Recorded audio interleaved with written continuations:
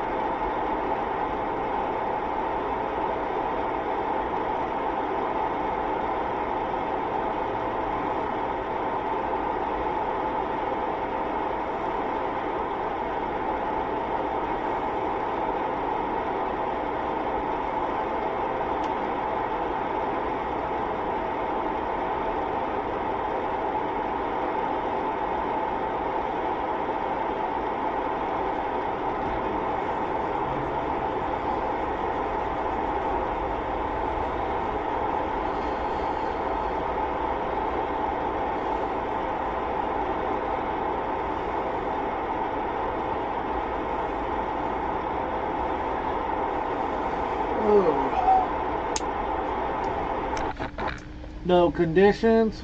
No conditions.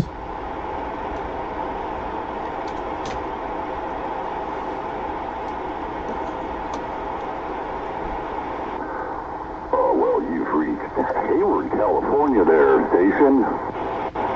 Oh, man. Hayward. Oh, man, that's a heck of far away. I know. What a terrible contact, huh?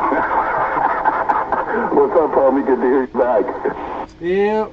10-4. Yeah, it's good to be off the airplane. Yeah. Your little 5-hour tour. Hey, I feel for you on those long airplane rides. 5 hours, man. Yeah, that's horrible. But not going to Europe or anything like that. That has to be terrible. Okay, so there's a little window into my life. Yeah, man. The first 11 is tough. The last 3, it seems like it goes so fast because you just had a big ass 11, So yeah, by the time I'm done, I am so done on a plane, man. Oh God. But I hear you. Even that's still a tough one there, especially with the whole trio with you and the whole thing. So yeah, man. Yeah, I'm sure you need a vacation from vacation. Yeah, 10-4 on that. On those flights that you take, do they make you at some point like intermission and make you guys get up and walk around? No. They, in fact, with the tightness of seating. There's a handful of people that, like myself, we get restless and our legs hurt or our back gives us grief or whatever. And so the whole walking around or pacing up and down isn't really a thing too much because of, you're literally disturbing everybody while they're sleeping. Yeah, there's like no plane wide, get up and stretch. All right, everybody Zumba. So they don't care about like blood clots or anything like that? No, we do. Me and my wife pay attention to that because she has sometimes her legs swell a little bit and she gets a little achy. So she'll stand up and, move her legs and do a little walking around and pacing around. That's another good thing about getting the seats that I get is you're there at the emergency row, so I'll stand there in front of my own seat, and I'm not bothering anybody because that's my seat. So it's pretty cool like that, too. Hell, sometimes I'll stand for 2 or 3 hours. Oh, yeah, you're all back out. Yeah, I would think that, like the stewardess and the stewarder keys would be like, hey, it's been 6-7 hours. We just need you guys to just stand up real quick, stretch a little, move those legs a little bit, let's do the hokey pokey and everything, Well, they have a new, yeah, I hear you. Yeah, no, because most of the time, the overnight international flights, it's just a flying bed. Everybody's sleeping for, a majority of the flight. And if you're not sleeping, well then you're curled up with movies and headphones and blankets, and all the lights are off on the plane anyway. So they try to recreate nighttime for you. Since we leave at like 6:30 or 7, then you get in the air. They give you some food. Now it's time to try to power watch movies and try to sleep. And that's like your first 5 hours. Then the last few hours is either pacing or whatever. But what they've started doing now is they'll leave boxes of the snacks in the galley. So they'll leave fruit, crackers, and whatever else little snacks they have prepackaged. So you see a lot of people walking to the galley to grab something, and you can do that too. So that's a little walk. So that's about it, man. But no, they don't really do anything structured. Although what you're describing is probably a good idea, but yeah, there's just not enough room for everybody to fucking get up and do the hokey. Yeah. But yeah, I guess, making people, if they want snacks or whatever, they got to get up and go get it, and that's kind of a incentive right there to get up and get moving, get that blood flowing again. Yeah, for sure, man. 10-4 on that. Yeah, there's always somebody I'm sitting with or next to, maybe a new flyer, and I always tell them the same thing. I'm like, just stand up and pace around, or just, stand next to the bathroom like everybody else if you're aching. Because, yeah, I get to that point where I get so restless I just can't sit there anymore comfortably, so I'll literally stand. Sometimes I'll stand and read a magazine, or I'll just stand and, not raw dog, but just stare at the screen that shows the path of travel, because that's sometimes, unless you're sitting down, you don't have the flip out. You have the flip out screen in the arm when you have the emergency row seats. So you got to be sitting down to watch anything. But yeah, man, I'll stand there for a couple hours, and while it's sometimes boring, you can knock a couple hours away, and just yeah. It's freaking tough, man. I wish the Concorde was still in business and supersonic flight was a thing, man. Cut it down by half. Right. Oh man, yeah, it would have been nice to be able to fly on that plane one time. I've only seen it one time when it landed in Oakland back in the 80s. Yeah, I had a rich cousin who's not with us anymore, and he used to take it from London to San Francisco. He worked in a lawyer group, and man, his stories were so cool. That's cool. Yeah, the fastest we hit was 600 miles an hour. Yeah, something like that. And I didn't mean SFO, I meant New York, because, yeah, they wouldn't allow it to fly into the Bay Area after the damage. There was only a couple airports it could land in, and one of them was, it was somewhere in New York. But, man, that would be something. Yeah, and the tickets were thousands of dollars. Yeah, and this was in the 80s, he was telling me these stories. Yeah, I was at my grandma's house, right by Super Pete's shop, and I remember when it was coming in, we stood outside and watched it come into Oakland. It was pretty cool. Watched the nose tilt down and everything. Yeah, that's the freaking cool thing about that plane too. Yeah, man. Yep. So you guys just had the one. What size plane was it? Was it a big one, a 7 something or a 8 something? It was a A330. A or 8? A as an asshole. Yeah, A330. Oh man, you're killing me. Yeah, yeah, that's a mid-haul flight one. It's I don't think they have. Was that one 1, 2, 3, 4, 5, 6, 7, 8, 9? Was it nine seats across or 3 and 3? 2 on the sides and 4 in the middle. Yeah, okay. Yeah, I know that configuration. Yeah, so that's a mid-sized plane. Not the super big-ass one, not the small one. So my wife, her flight back, she's going to be on a double-decker. We haven't flown on one of those in a long time. The flight for her is a double-decker. Mine's still just a single one on the way back. I forget the name. It's an 832 or something like that, an 8 something, and I put her on the top deck. She's all stoked. Yeah, when we got Honolulu, we were parked right next to one, and that Airbus 380, that thing's a monster. Yeah, it is. They're freaking huge, man. Yep.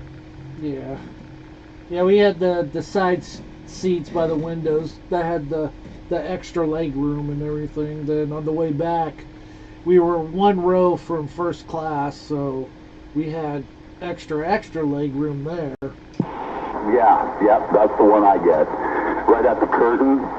Yep. That's my seat, boy. Hell yeah. But yeah, she switched it just so she could just get that leg room for boot. Yep. Yeah, well, I got that for my big old stupid legs.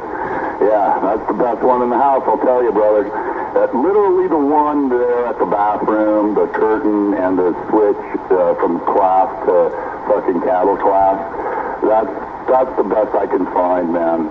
You know, the further back, the better, because the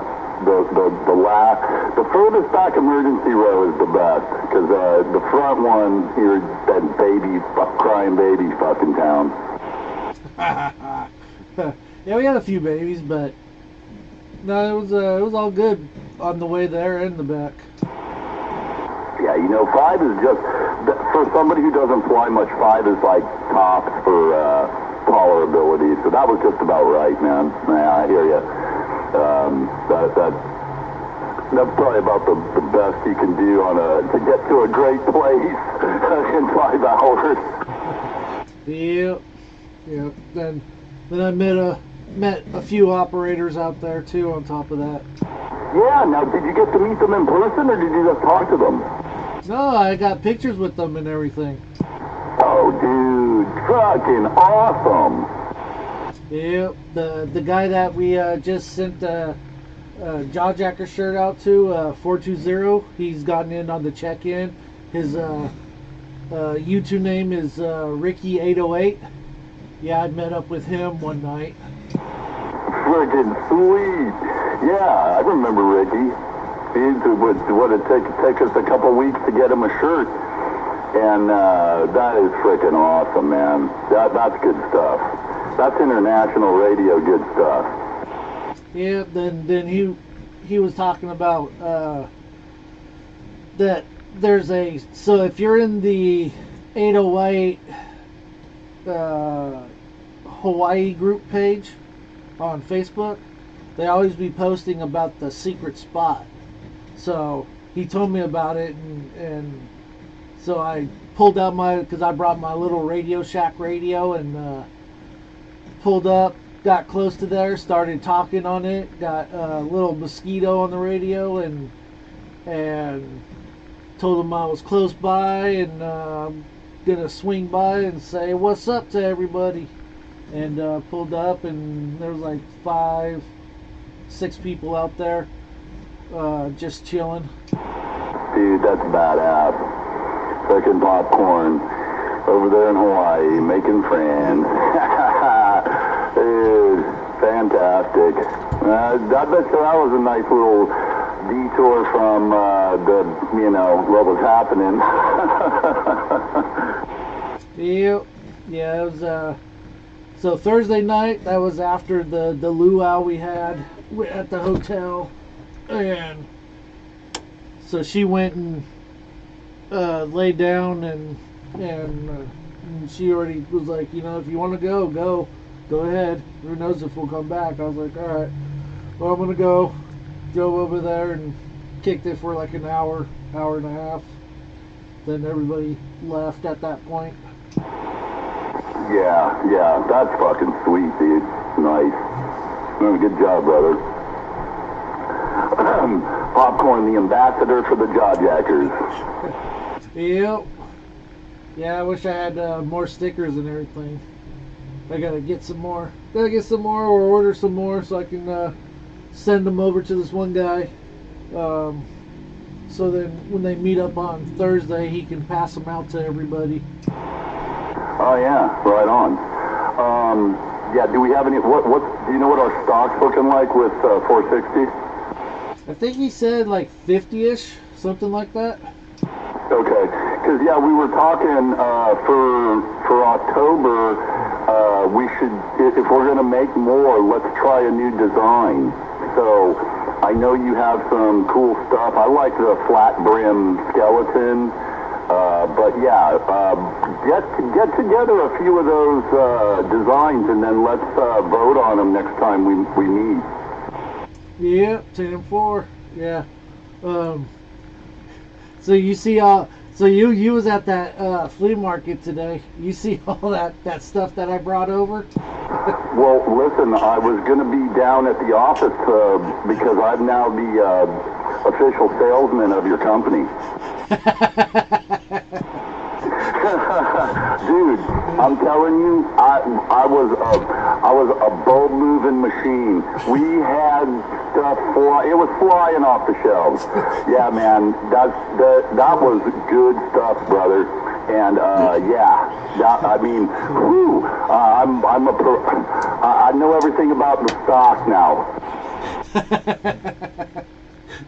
and check this out. That's not even a dent on what we have at work in my other warehouse. Oh, okay, good. Well, keep it coming. We'll talk on the side. We'll talk about what the top sellers were and all that other good stuff. But I'm telling you, man, we are the bargain bulb center at that flea market, and man, there was we were moving stuff by the case. That's good. That's good. Price to sell. Yeah, that's exactly what we did, and I'll tell you, man, it was a very good fundraising day for the break. Yeah, that's what it sounded like from 460, which is good,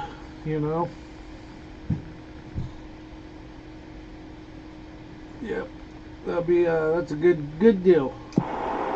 Yeah, it was a good day out there, man. It was nice weather. The crowd was way smaller than we expected, though. But they, we still had them. We still had them coming. Not only were there very few sellers, but the buying crowd was, probably the smallest I've ever seen it. Kind of weird, but nonetheless, we still did pretty good there. And yeah, for sure, man. And it was fun too. Cowboy was there, 242 was there, a a few other guys I don't know, but you know, Honk and 460 knew them. And all the usual suspects were out there at the meet, and yeah, it's pretty cool. There's even a family from Romania. I picked up on their language. I was all, where are you guys from? And he said, oh, Romania. And I was all, oh man, well, come on over here. First of all, let me give you a free nightlight, and then check this shit out. Everybody gets a nightlight. Everybody got a free nightlight. If you bought something, you definitely got one. And then if you stopped and looked and were cool, you got one too. Hey, that's a marketing scheme right there. Well, you had what? How many were in that case? 72? Oh yeah. And you know what? I think we were down to the last box at the end of the day, and it was open. Well, I don't know what's left at work of the nightlights, but when I left, there was 5 more cases. Okay, all right. Hey, so it was even funny because, you know, there was a bunch of dudes who were like super into LEDs. There was one guy who came, he bought a big old box full of stuff, and he's like, yeah, you know, I dismantle these and I add a capacitor, and I'm trying to build a light bulb that, you know, will last for the rest of my life. I'm all, well, with $7 you just spent, you're probably going to be pretty good here. No shit. Like, all you gotta do is buy a case, and you'll be good for the rest of your life. Yeah, there was all kinds of lighting connoisseurs over there talking and chiming in on bulb efficiency and this, that, and the other thing. It was hilarious. What was that? There's another funny highlight. I'll remember at some point. But yeah, anyway, all around good stuff. And just when, you know, we thought, oh, God, stuff is slow. Everything's moving slow. Oh, we had a couple of just frenzies where they were just lined up and everybody's just filling boxes and, yeah, here, over here, this, that. Man, you guys should have posted put up a camera and just videoed it. That would have been funny. Yeah, because that would have been a good time-lapse one. Watching the boxes slowly get emptied, flattened, thrown over on the side, and the stock getting smaller and smaller. I was going, you know, to the front of the table, and I'd rearrange and you know, kind of position everything and stack it up in pyramids so, you know, you could see what's what, and open one of the boxes so you could see what kind of bulb it was. Had the whole display thing going, and then watching it get smaller and smaller, man, it was awesome. Yeah, that's good. Well, I'm glad that it put a big giant dent in the funds, you know. It did. Yeah, 460 will tell you what's up. Yeah, I already talked to him.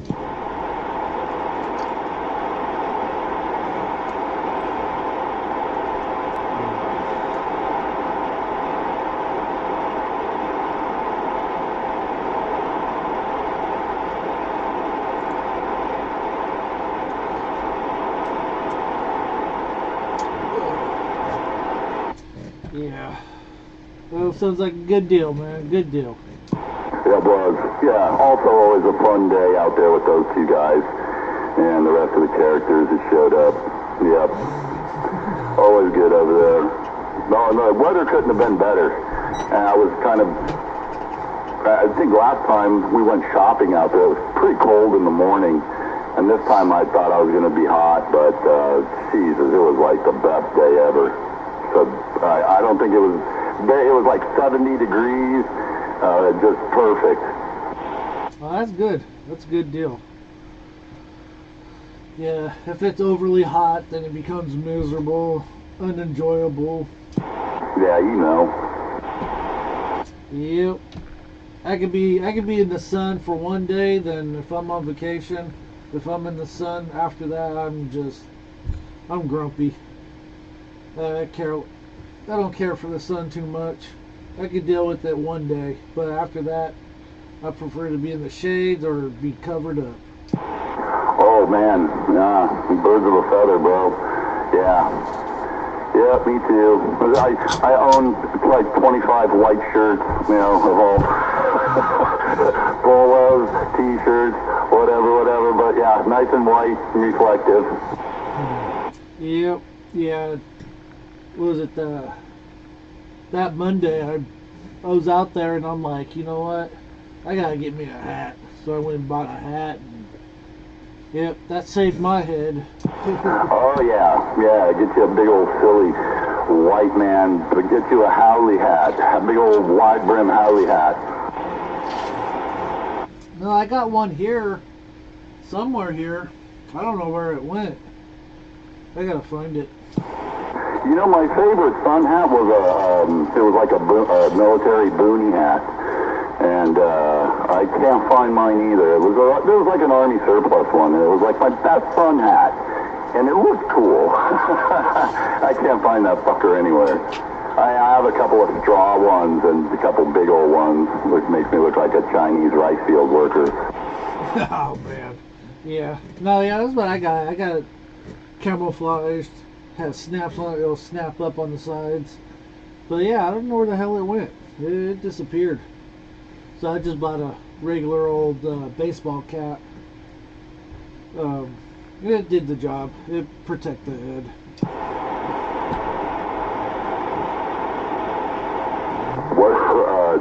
Did you get or do they post or talk about the UV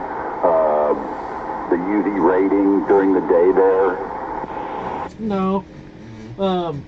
The beach that we were at, that she broke her foot, the tsunami sirens went off. Whoa. Yeah, it was where I was listening, and I turned around and just watching the water, and the water never really, the water didn't even recede at all, you know, and but yeah, it came on for a minute. Damn.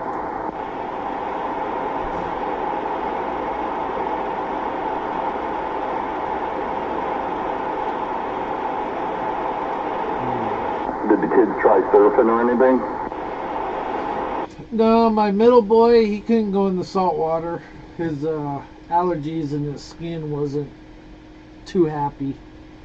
My youngest, he didn't want to go surfing after all the crap that he was talking. Like, oh yeah, I want to go surf and blah blah blah.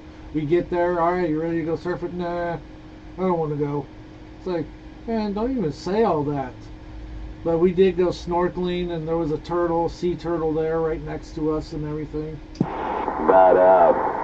Oh, that's cool, man. Nice. You see some cool fish. No, it was kind of murky from all the people.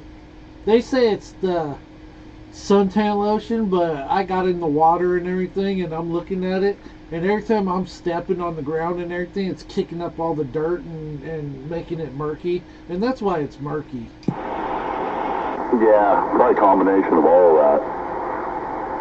Yeah, oh well. That still sounds pretty cool. I don't think I've been snorkeling for fucking a million years, 30-something years. Yeah, that's pretty cool though. Yeah. I mean, you know, we went to Pearl Harbor, the military museum that was right by the hotel. That's about it. Then we had the luau. Didn't do a whole lot, but you know, because of the situation. Right. That probably stopped any of your other inner traveling around and maybe getting to some local areas or whatever. Yeah. How was the luau? So do they do in the ground pigs, or do they roast them and then bring them out? Not this one. This was a hotel luau that we did. It's a buffet, and they have all the traditional foods up there and all that. And they do all the dancing and all that. in the middle of all the tables. Oh yeah, 10-4. Okay, yeah. Yeah, I totally know the hotel setup. You got it. Yeah. But it was cool. Went and got some Hawaiian shirts, button-up shirts that are kind of Hawaii-ish. Then we took pictures and all that. I did see those pictures, and I had to note how cool it was, where the print was like, on all three of your shirts, it was just off by like a few inches different. Do you notice that when you look at it? No, I haven't even really looked at it. It's pretty cool, man. Yeah, it's like the print just changes a little bit, like on the body position, but it's super consistent across the three of you. Yeah, I remember seeing that. That was pretty neat. I was like, oh yeah, hey, it's the new shirt boys. Yeah, she's always talking about, getting us to wear the same shirts and everything, and so I was like, right before we had to go up to the luau, I was like, we need some Hawaii shirts. We can't go up there looking all scrubby and everything. At least have some Hawaii shirts on and kind of look nice and everything. Well, I'm glad I went and did it, and it made her happy. And the kids were all trying to pick different shirts. I was like, no, we're getting the same shirts. That's it. Oh, that's funny. Nice. Yeah, you went and get some Hawaiian ice? Yeah, I got some shaved ice. It was like $12, man. Yeah, isn't everything there? Yeah. Right. So, what did you think? Did you do any retail shopping or looking at how bad the prices are there for food? Well, if you go to the ABC store, which is like every half block worse than a taco shop or a Starbucks here or a 7-Eleven, they got hot and cold foods in there. Yeah. Yeah, there's a similar chain in Europe. ABCs, they're everywhere. Yeah, it's like a better little store than, it's not actually a 7-Eleven, but it's like a convenience store, supermarket, little half a bodega. Yep. Yeah. Yeah, my kids were like, they're like tripping on the ABC store. We're gonna go to the ABC store. Okay, you guys were just there. We're gonna go back. Yeah, it's like the ultimate. It's way different than our convenience stores, Dad. So we gotta check this shit out. Yeah. Hot burgers and stuff and everything. Then downtown Waikiki, there's a huge ABC store, and they actually got like a little restaurant in there. Yeah, right on. Yep.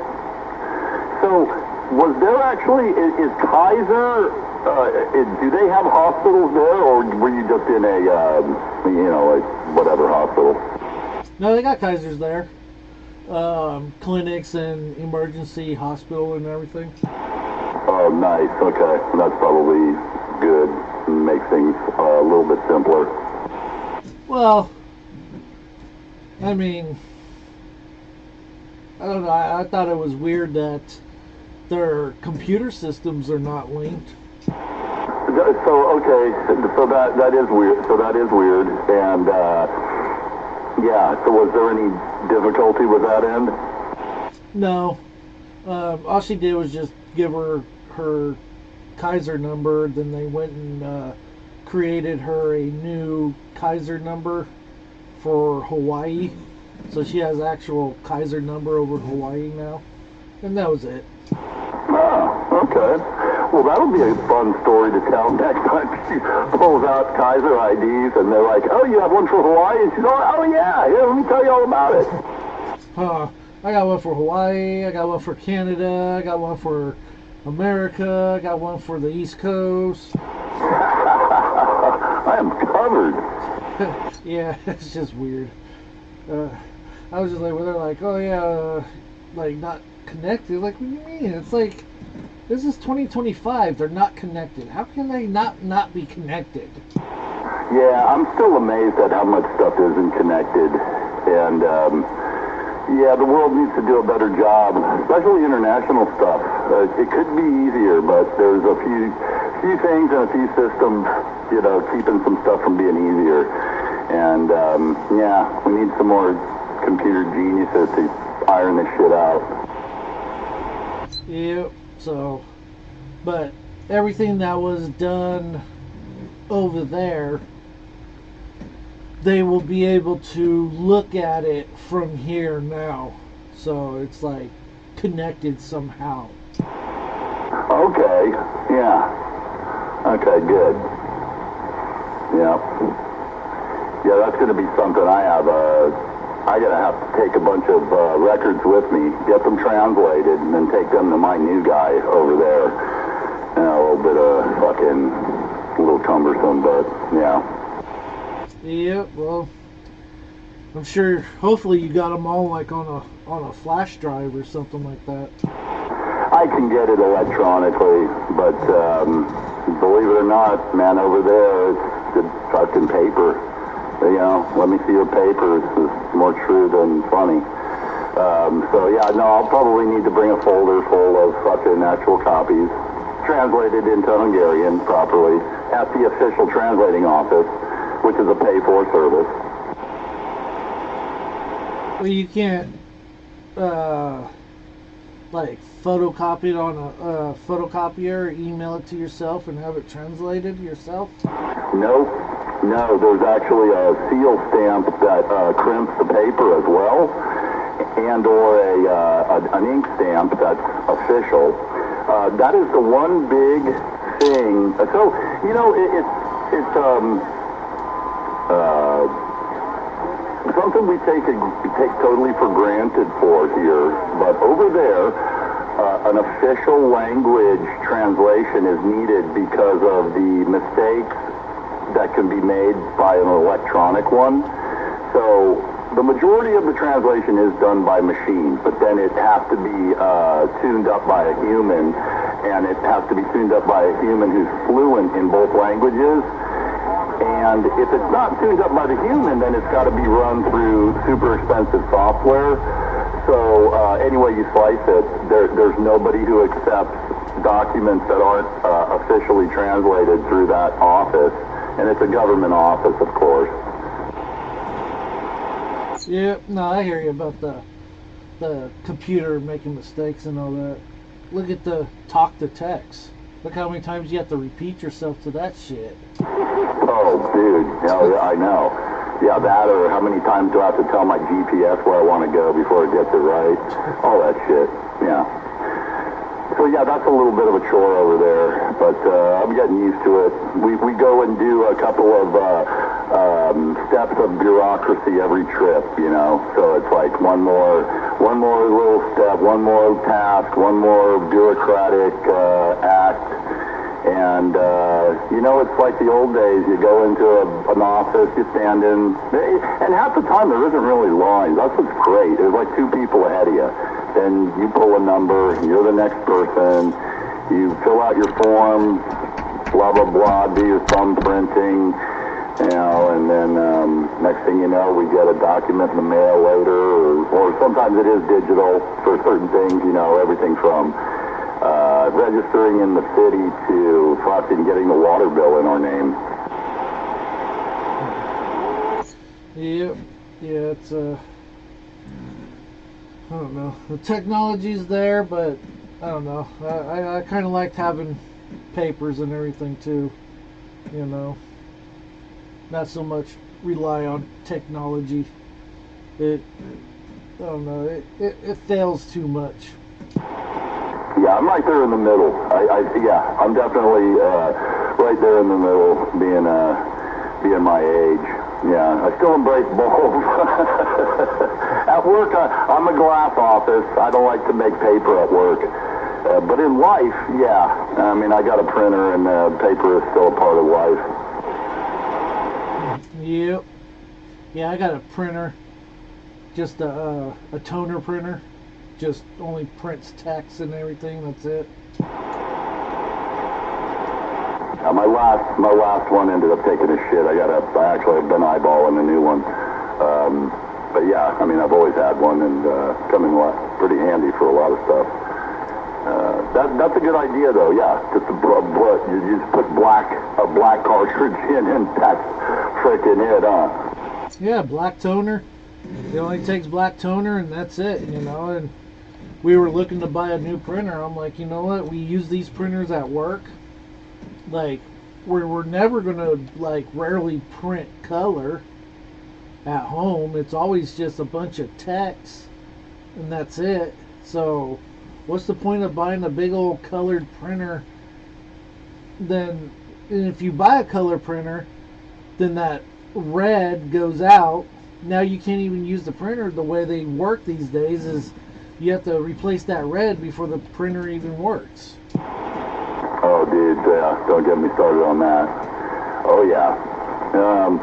Yeah, then one will go out, and then it'll prompt you to replace them all.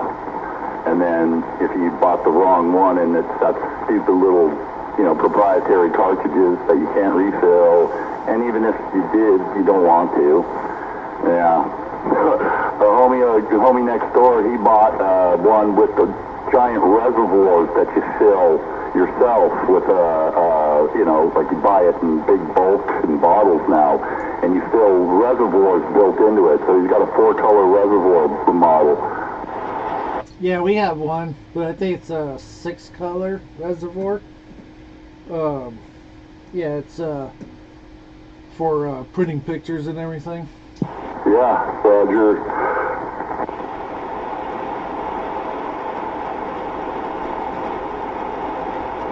But yeah, if you're just gonna print a bunch of text, never print pictures or anything, like, don't even waste your money. Just get a black toner printer, and that's it. Call it a day. That's all you need, right? Yeah, man, I hear ya.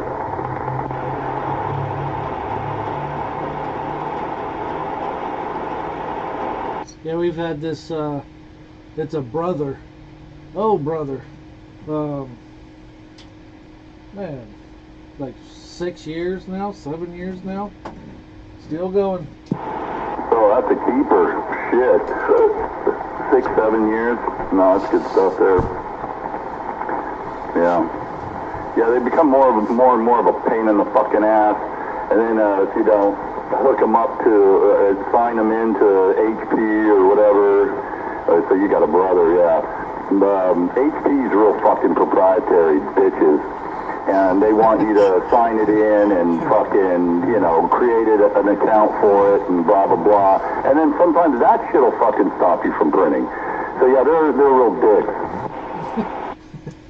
Oh man, sounds like you have a grudge against HP. Was that angry? Did that sound angry?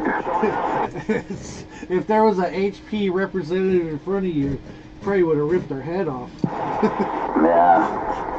Yeah, some of their stuff's good, but yeah, man, their printers, they really got a good lock on suckers on their printers.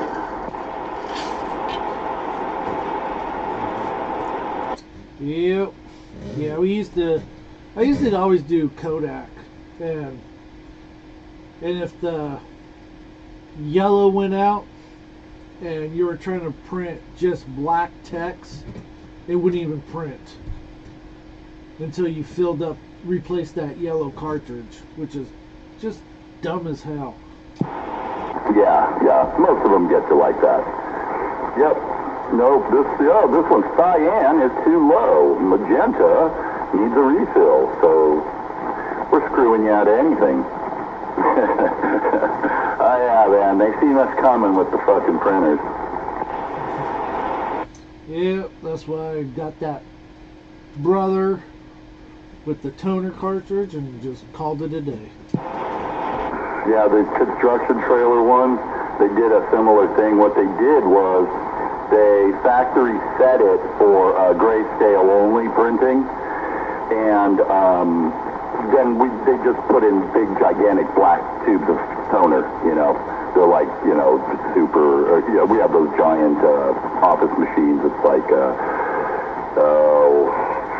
I don't know, half a fucking phone booth high, and it's got 6 drawers of paper and 2 or 3 levels of printing and collating, all that shit, so we can print out whole plan sets and everything on 11 by 17. Oh, okay, 10-4 on that. Yeah, our office copier printer, I forget how many toner cartridges that thing takes. It takes like, they're like 2.5 feet long, and it does like 5 different colors on top of that. Wow. Yeah, man. Yeah, the same thing. It's like a 2 foot something long tube. But yeah, the ones they give us, or the ones they put out there in the field, they're color compatible, but a lot of times they disable it, so that they don't have to A, buy color, and B, we don't need it. Only like sales and marketing, and then they do print out some of the drone pictures in color, but yeah, there's usually, depending on what job we're on, there's one dedicated for color, and then the other one is the bulk use, all black and white. And it tells you when you hit print, this is a grayscale only. Yeah. Well, the wife just texted, so I gotta bounce real quick. You got it, buddy. I'll be on the side or in the house. Have a good evening. Good talking to you. Yep. All right. Peace.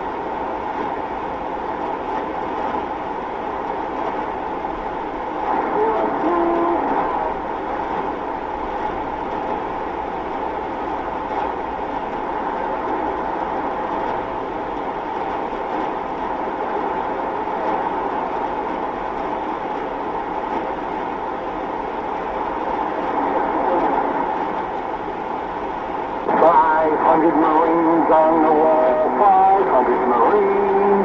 If one of the Marines should happen to fall, 499 Marines are still on the wall.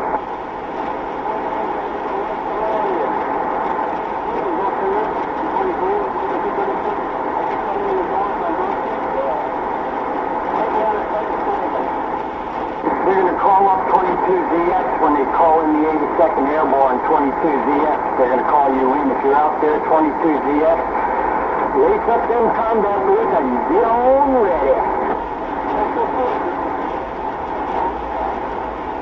SEAL Team 6 and SEAL Team 3. And also they suspended the United States Air Force's Special Response Emergency Paratroop Team.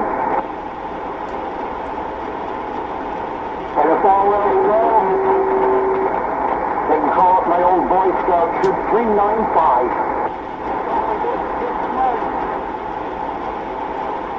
They're all Maxwell. And the South Navy, too. They're going to get all the crew from the South Navy. They're going to be coming up also. And Hogan Heroes. G.A. Baracus.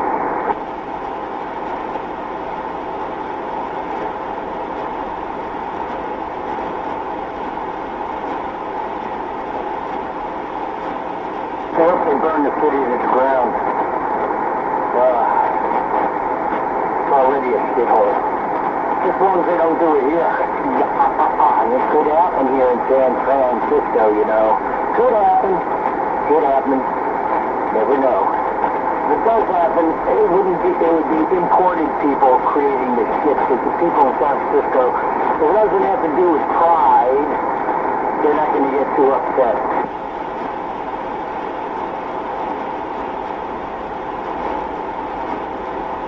I can see that stupid pink triangle all the way from my rooftop. That goes to say the line of sight of my antenna. From my rooftop in South the Market area to where that gigantic homosexual pink triangle on Mount, whatever that is, Bruno, I guess, San Bruno. I can see that all the way from my house. Holy shit.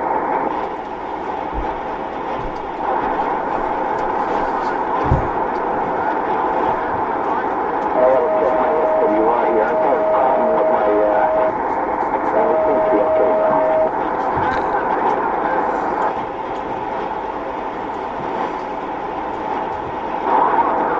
I'm gonna get back to my copper sliders.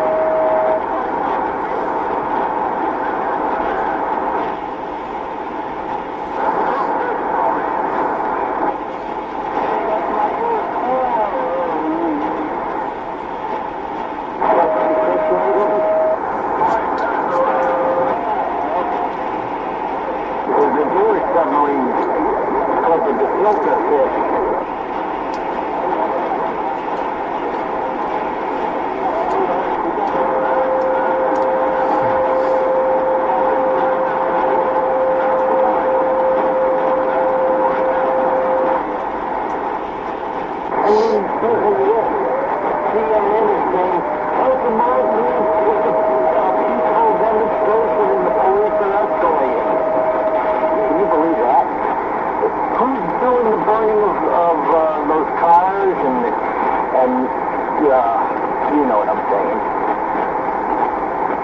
This is worse than the LA riots, they say. And Newsom's not doing anything. And that mayor, whatever her name is, I forget her name, she's not doing anything. In fact, they're encouraging it.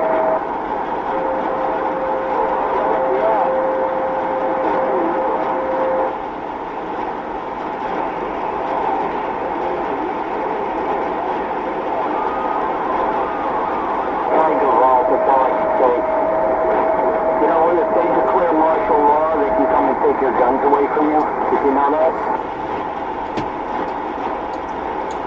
They did that in New Orleans during the Katrina, the flooding from Katrina.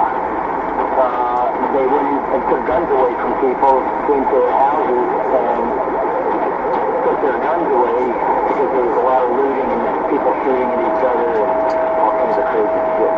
But they didn't get my gun. Go to the grass. Go potty in the grass. Go potty in the grass. You see, the other thing is, when they call in the National Guard, I don't know, a lot of people don't know this, the National Guard doesn't come from, like, out of state. They come from that particular state, and generally in that particular community, because that's the function of the National Guard. So there might be National Guardsmen out there that actually live in the same city that they're, like, defending against, or however you want to put it. But that's the job of the National Guard. Unfortunately, sometimes it gets fired away, like I referenced before. Don't forget about Penn State.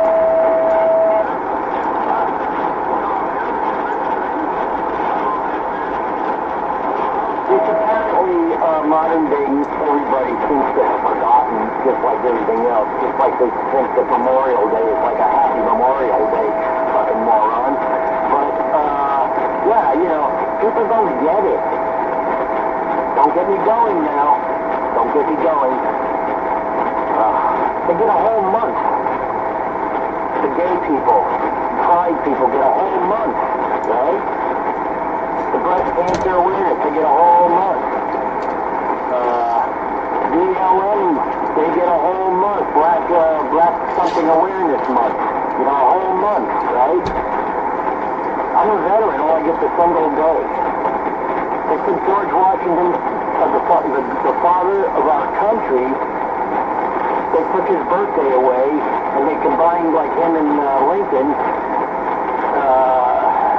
They were going to combine anybody except Lincoln on Washington's birthday, but that's a whole different story. They both deserve their own birthday. But I just can't believe a whole month, man. A whole month. All right? Yeah, you only get like one, you get, fuck, I'm going to go off. But here's the thing. Veterans only get a single day. One day.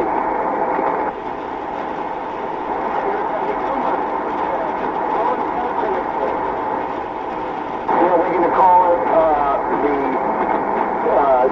Colin Kaepernick month, and then on the weekend they're going to be called Take a Knee Day.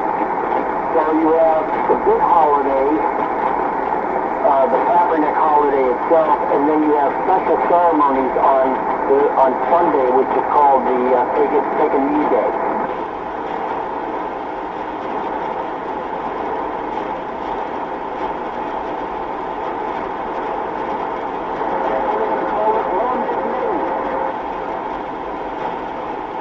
I'm watching this video on this documentary people call World History, and it's really cool. Anyway, this particular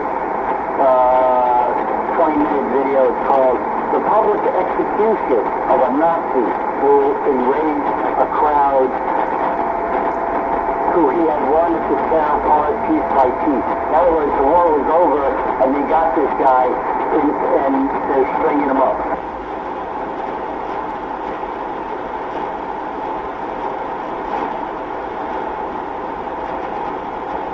Go back to whatever you were doing.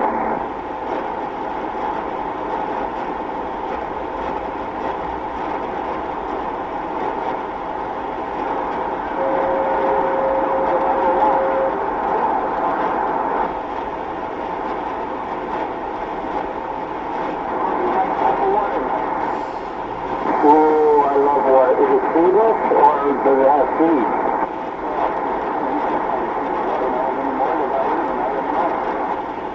Yeah, I know. I don't know where you can find them. You might be able to find them, like, say, maybe on a road stand somewhere, They're not going to really find them at supermarkets. Occasionally I find watermelon with like maybe a few seeds in them somehow. They're not like big fat seeds. They're just like kind of like little watery things. But yeah. I love watermelon, by the way. It's a great way to stay hydrated. It doesn't have all that much nutritional value to it. other than for hydration purposes. And as a diabetic, that's exactly what I need, you know? Oh, fuck. Anyway, yeah, watermelon. Oh, yeah. Maybe I've been eating pomegranate seeds.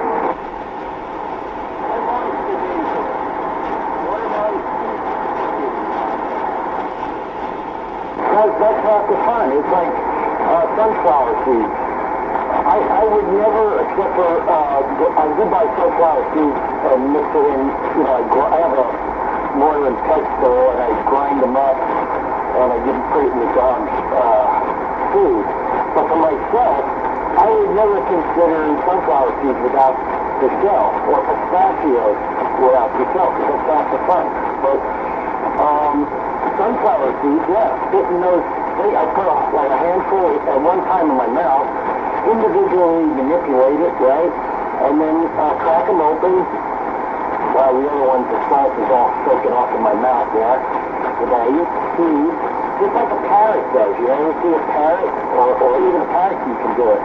Yeah, they can open that shell and extract a tiny little seed, just with their tongue, their little tongue.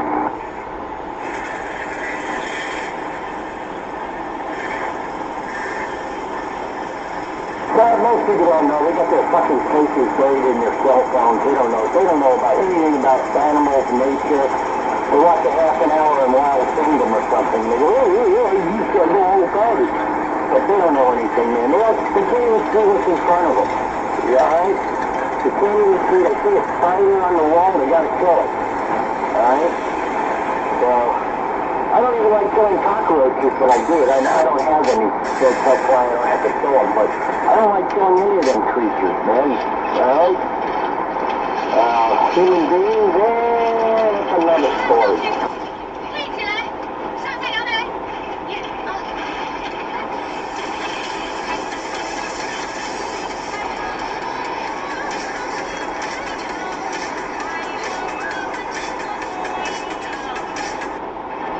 Oh, this is 9 o'clock.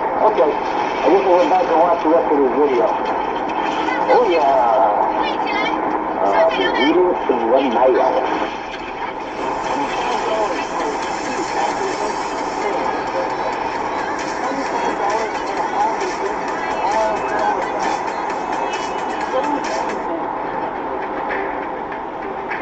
What type of steak is it?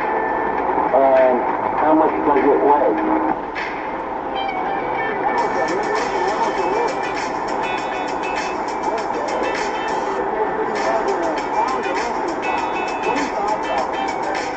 You got it from where? Naples?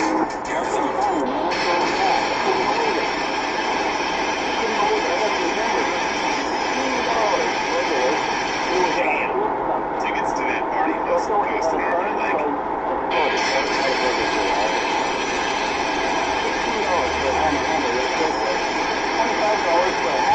Damn. Tickets to that party must cost an arm and a leg. You should wear one of those old raincoats with big pockets on it. Like on the inside and the outside, you know, big enough to hold like a steak in one pocket and like a rib roast in the other.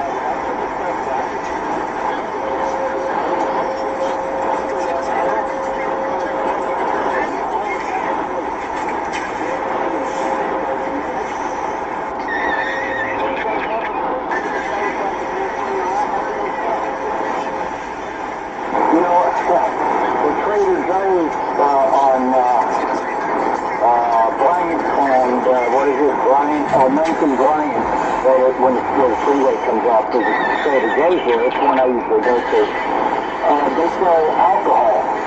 You know, they sell beer, they sell wine, they also sell alcohol.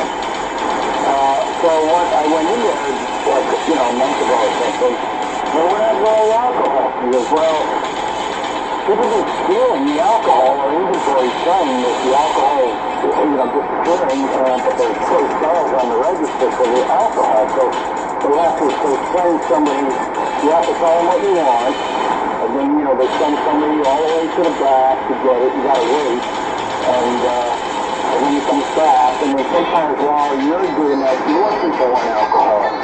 So it takes forever to get it, to make a long story short. The problem is that they crashed through one of the side doors and just put the alcohol on the shelves. They didn't put any wine on the shelves or anything like that.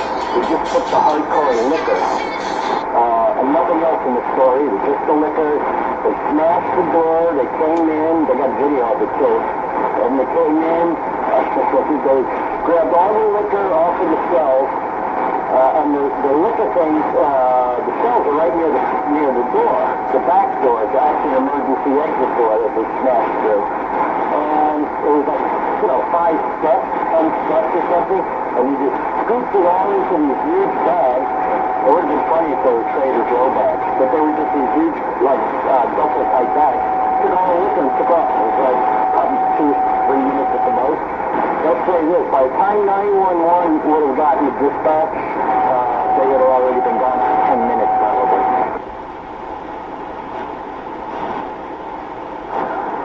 Anyway, they lock everything up these days. You go in a Walgreens to buy some shavers, some disposable shavers, right? Or some kind of something else. And you gotta press the button and then they come and get it for you. Can you believe that, man? Safeway's like that too, Got all this stuff, and then you want to get coffee, for example. You gotta wait for somebody to come and get it, and then after that, they don't even give it to you. They send it up to the counter, and you have to ask for it at checkout. I don't like that, man. Don't like that at all.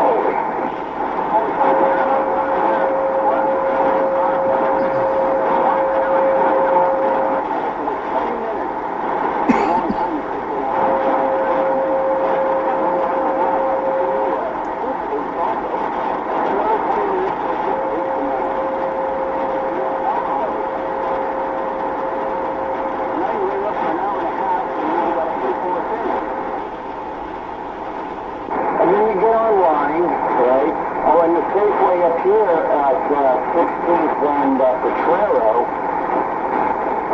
that Safeway's been there over and over. It used to be they moved from one end of that parking lot to the other end at some point in time. But anyway, that Safeway's been there, 30, probably 40 years, easily, But anyway, they don't have I finally learned how to do the checkout yourself. It's really easy, You scan your own items and everything else, right?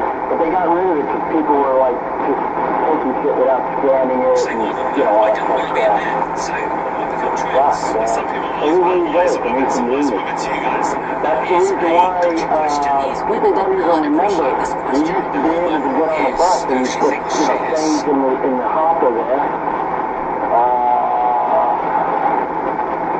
But the machine which there's a name for it. I can't remember what the name of that, that coin box. Johnson Fare box. It was called a Johnson Fare box. Yeah. You get on the bus, you put your money in, and I also remember when they would make change, say, the cost, say 15 cents to give the guy $1, right? We'd make change for you. And they stopped all of that, because people were robbing the bus drivers, and even worse than that, they were breaking into those Johnson Fare boxes. You know what I'm talking about, Johnson Fare box.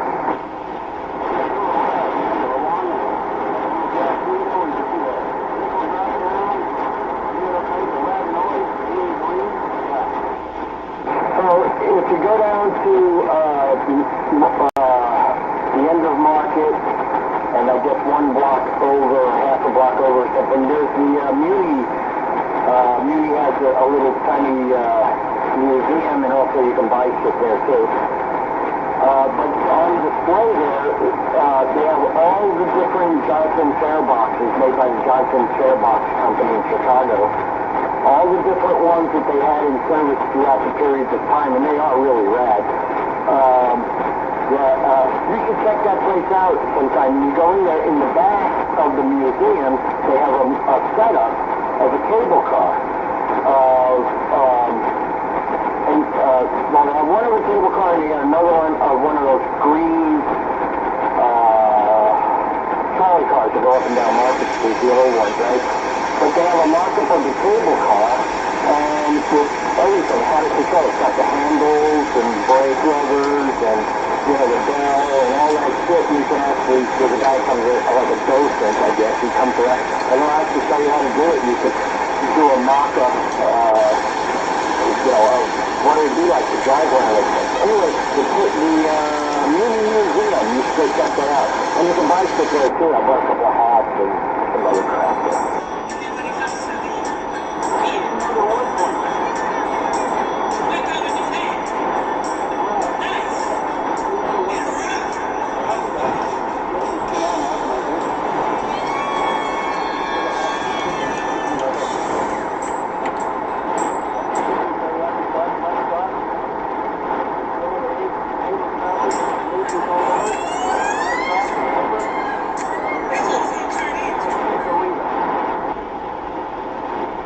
Well, go ahead and eat. I don't want your putting your greasy fingers all over your microphone and also spitting into your microphone at the same time. So just go ahead and enjoy your dinner. I got a sock over my mouth.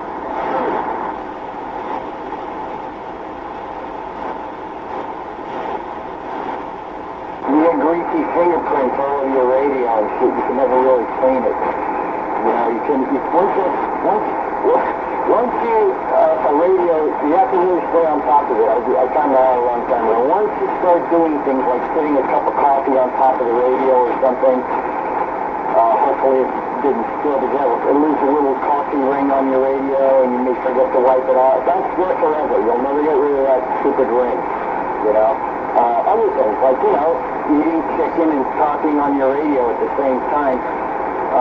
This friend bought a used radio on eBay one time, and then the guy's ad, he said, "This radio is clean, no chicken fat on the dial."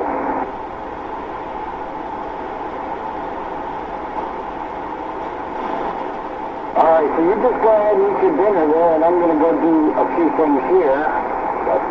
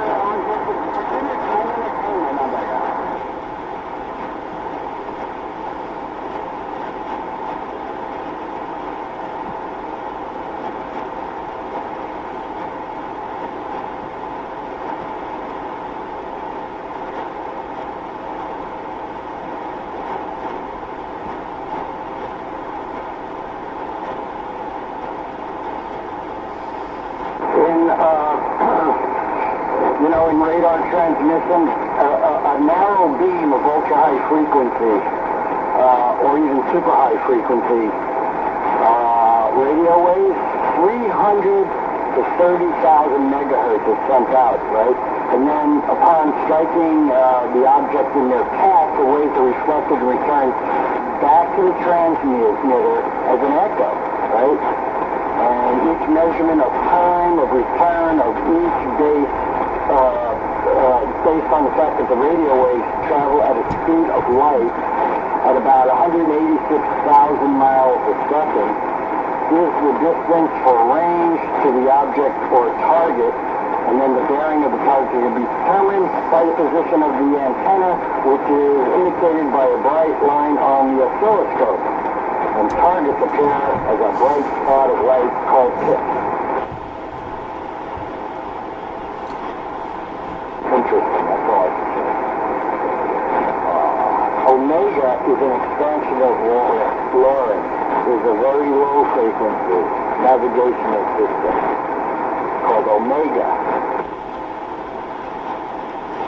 And then there's sonar, active and passive. Everything's passive in the water.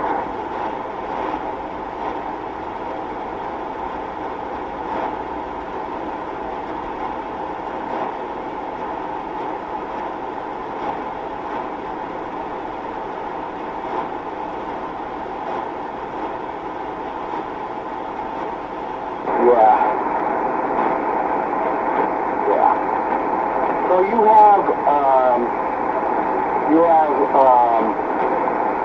guess it's called, you have relative bearings and you have true bearings. Two different things, right? Relative bearings are taken when there's no compass. And true bearings can be obtained directly from a gyro repeater from the magnetic compass.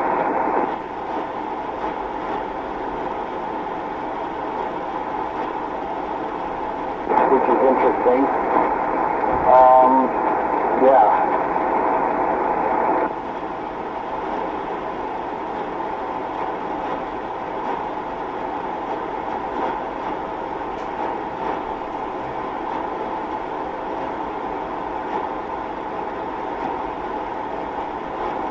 So here's it's called a Polaris. P-E-L-O-R-U-S, a Polaris. This is the flat magnetic metal ring, you know, that's mounted on a vertical stem around 5 feet high, and the inner edge of the ring is graduated in degrees from 0 at the ship's head clockwise to 360. You know, the ring encloses a gyro repeater, and then upon the ring is mounted a pair of sighting vanes, which work kind of like the sights on a rifle. And then the gyro compass, right, since the gyro compass and gyro repeater is located in the Polaris, or part of the Polaris, makes it ready to line up the true geographical direction. In other words, how to set your true bearings. Yeah. Looks like a big VTEX clock card on the inside with all these graduated numbers on it from 0000 or 000 as the ship turns to 360 degrees. So when they give those like bearings, like you're watching some kind of movie and he goes down rudder, or he'll go down plane rudder 30 degrees, and then he'll say, you know, whatever, enemy ship starboard at 240 degrees. And then they estimate with that, and the other thing, I forgot what it's called, the Polaris, yeah, they can find range and distance. Cool. And it's all done by one person. Oh, actually, it's like 3 people, but one person's actually reading. You know, it sort of looks like that clock, you know, it's just in a gimbal, they call it a gimbal. Yeah, that's what it kind of looks like. Kind of like the same thing. They sit side by side next to the ship's clock. There it is. Boom. Reacquire. Reacquire. See, one would think you'd get out and just walk away, or I don't quite understand it. If they do hit somebody, man, and they're stuck in there, they're gonna get fucking pummeled by a crowd. Not one person.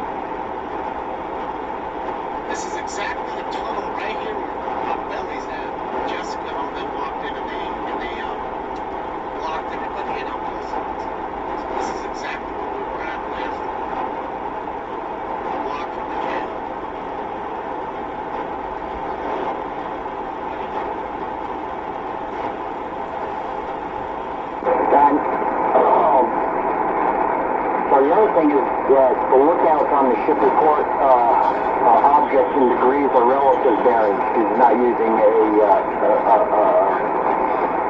compass. But bearings are always recorded in 3 digits and spoken digit by digit. So, like for example, a dead ahead or stern is 000 degrees, or 180 degrees, or the beam would be 90 degrees, 9090, as opposed to 090, or 270 degrees. 270 degrees, not 270 degrees. Yeah, digit by digit. This is interesting. All right.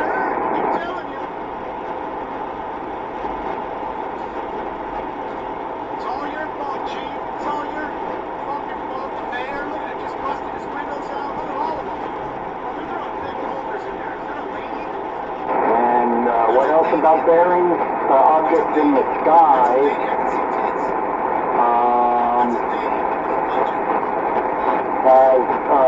Its bearings are relative bearings and position of angle.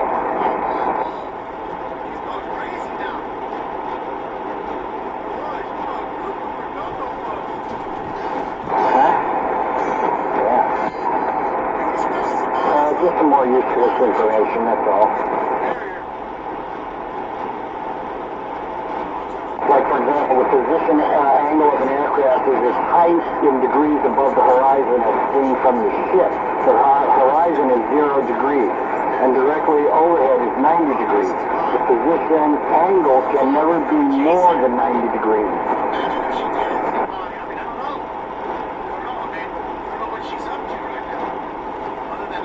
Which makes a lot of sense.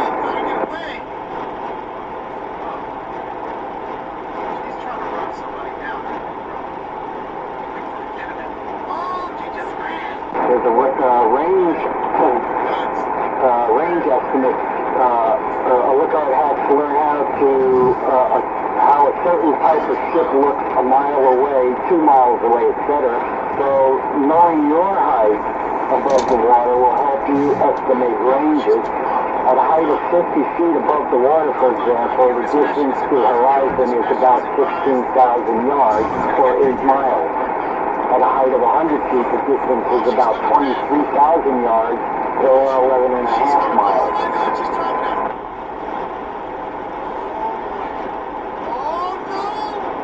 And on a third day, you can see forever. Once you go up and away in your beautiful balloon. Yeah.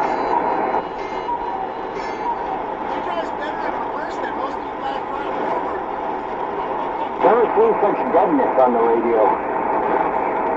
And then they'll come out, there'll be like an attack on the radio. You know, you won't be able to shut these people up. They come out from God knows where, and usually overmodulated with that. You'll be out for like a half an hour, 45 minutes or something, then poof, gone. It gets in my channel back again, our channel. But right now, there's nobody out here. Not a single solitary individual soul, but 2 feet of reed. Yeah, and I know 217's out there reaching that. But that's about it. For shame, oh shame.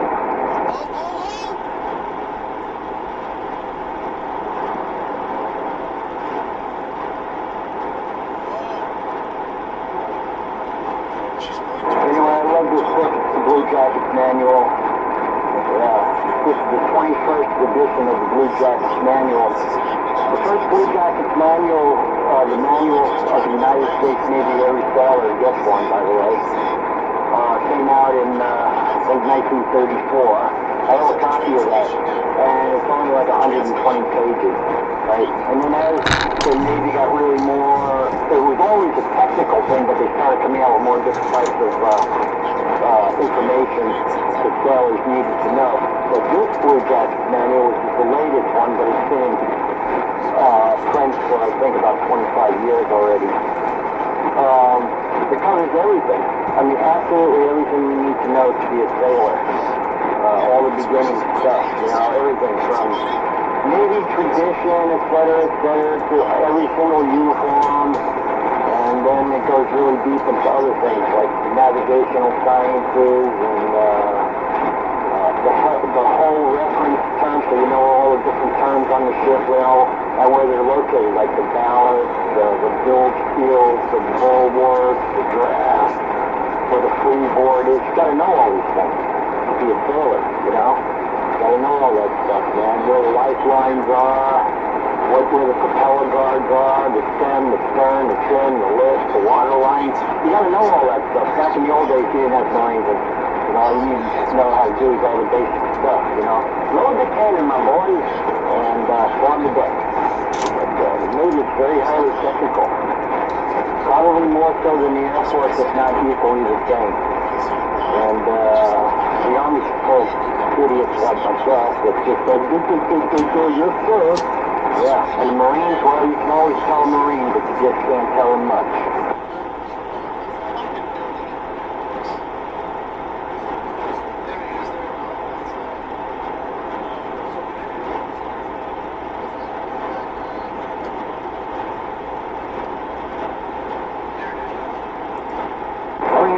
You have to know all these terms.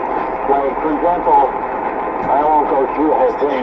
We're talking about the propulsion plant on a ship. This is like very generic any ship, you know. Yeah, and they tell you it's a page and a half, almost 2 pages. They explain what a boiler is. That's like a whole half page of how it works. About the force draft, the draft, air blowers, and how it also is used with fresh water in the boilers, how they evaporate sea salt water through the condensers and so on and so forth. And then they talk about the turbines and what they do and how they operate, right? The reduction gears and the propeller shafts and what they do and propellers and so on and so forth. Entire pages. You gotta know this stuff, you know, when you go into the Navy. All the semaphore flags, all the light flashes and all that. Basic outline of what all that is. Yeah, the Blue Jacket plan is, I'm almost at the end of the book, and it's, I'm on page 697. Probably 1,000 pages here. Very interesting. It's neat.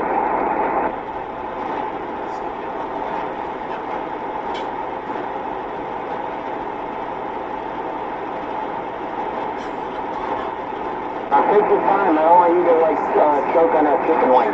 Just take your time when you're eating.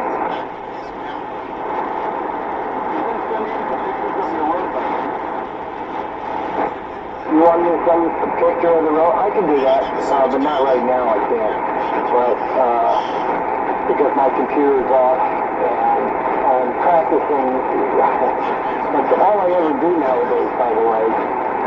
Is practice for like in the event that I actually do go totally blind. So the lights are on pretty good, to make a long story short. I'm learning how to feel my way around everything. I blindfolded myself here a little bit. I walked straight into the door, so I took the blindfold off. Oh my God. Anyway, yeah, I'll send you a picture. I'll send you a picture of that, yeah, you want, of the road bike.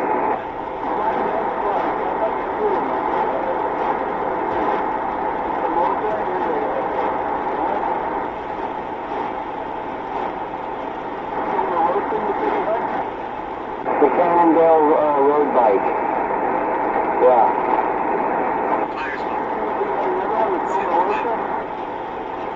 No, I have one named called by Soma, S-O-M-A, Soma Bike. And they, I think so 8 cyclery on Canyon Street, right by Golden Park.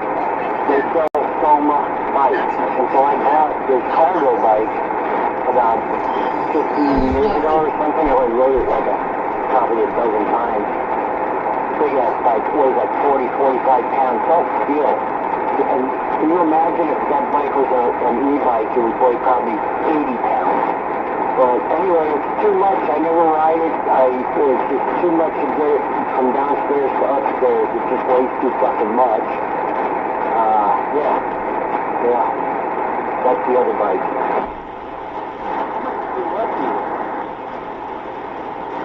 How much does what weigh?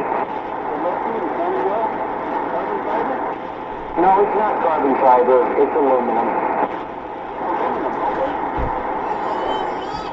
It's light, but not, super light. Certainly not anywhere near 15 pounds. One thing that's probably about 8 pounds, maybe 10 at the most. Maybe 10 to 12 pounds. I don't know. Not very heavy.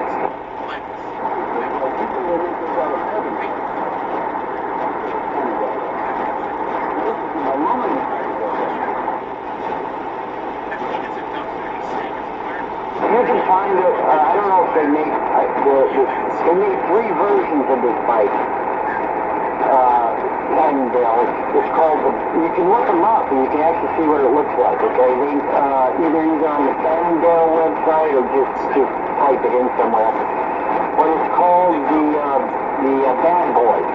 The Cannondale Bad Boy. They make 3 versions of this bike. They make one version that's their basic version of this bike, with the regular forks and everything on it. Then they have this version that has the lefty fork on it. And then they have one version above this that has the lefty fork and a head shock on the fork.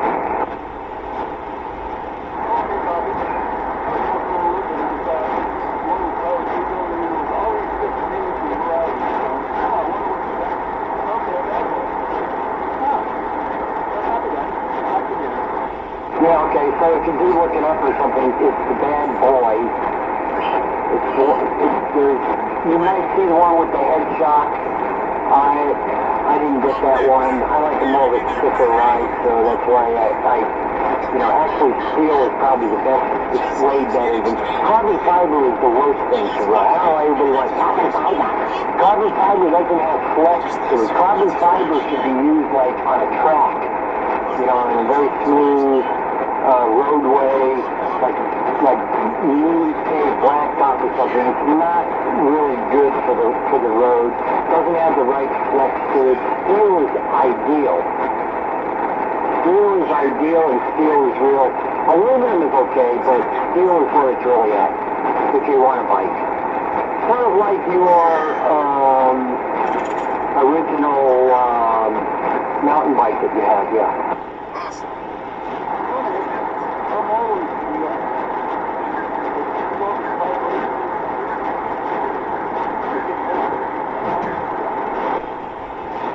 Yeah, and I'm not really a fan of shocks on the. I'm not a big fan of shocks. Okay, I like the feel of the road. I like the bounce and the jolt on it. Shocks, even the ones that you can adjust or even lock them out. If you can lock them out, that's okay too. But I just don't like that squishy feeling, man. It's like yeah. It's like electric bikes. I love to hate them, you know what I mean? They have practicality, they're cool. I don't own one. I may own one sometime in the future. But as a real bike person, a professional amateur, so to speak, you gotta be able to pedal the damn thing, Yeah. I'm a warrior from back in the days with my single-speed yellow Schwinn cruiser, cruising up Sandstone Hill in California Street, man, with a big wall of basket in the front with 40 pounds or 30 pounds or something of boxes full of crap newspapers and making deliveries and so on and so forth. Single speed. I forgot what sprocket size it was, probably a 15 or something like that.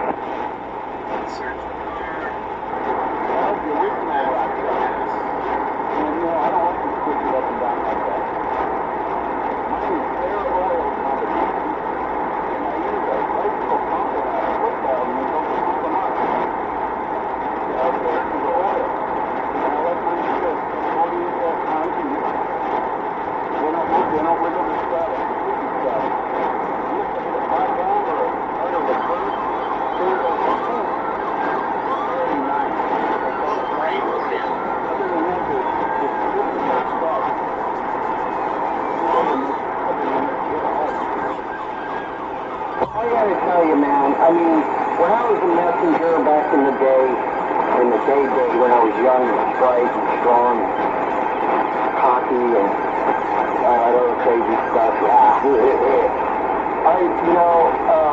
It was all about how many tags you could do at the end of the day. When the Bay Area Rapid Delivery worked on commission, you had a base salary, and then anything over, like, I can't remember what, like 20 tags that you turned in or a certain dollar amount, you made a commission on that too. So it was all about getting to where you needed to go without running people over and shit, right? And of course you rode on sidewalks, down streets the wrong way, did all kinds of crazy shit, man. Hooting out, hollering.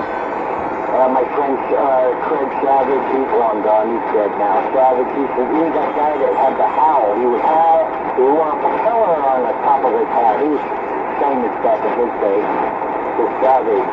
But anyway, so I'd ride my bike, and man, you could feel the road underneath you, and I'd stand up and pedal, man. I always sat down when I was cruising down the hill. I'd pump that bike like I was running. I'd stand up as I pedal. I put anything into it. I can make it from, say, one Embarcadero to City Hall, and do a filing as long as it took to do the filing, and then return back.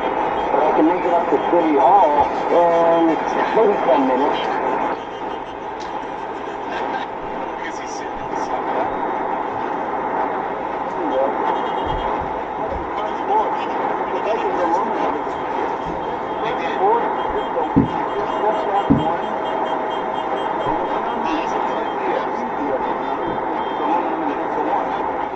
It's all aluminum. And you notice the shape of that fork, okay? It's not round. It's sort of like more like flat.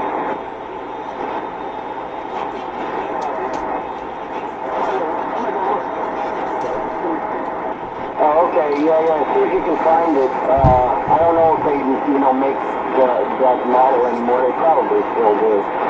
But the first time I saw this bike, the bad boy, I had to have it when I saw it. It's all black.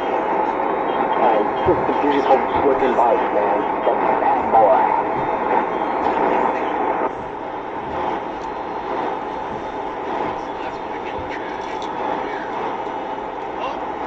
Well, while you're doing that, I'm going to feel my way to the kitchen. Oh, that's what I have to do. I have to try. I'm just playing around, that's all.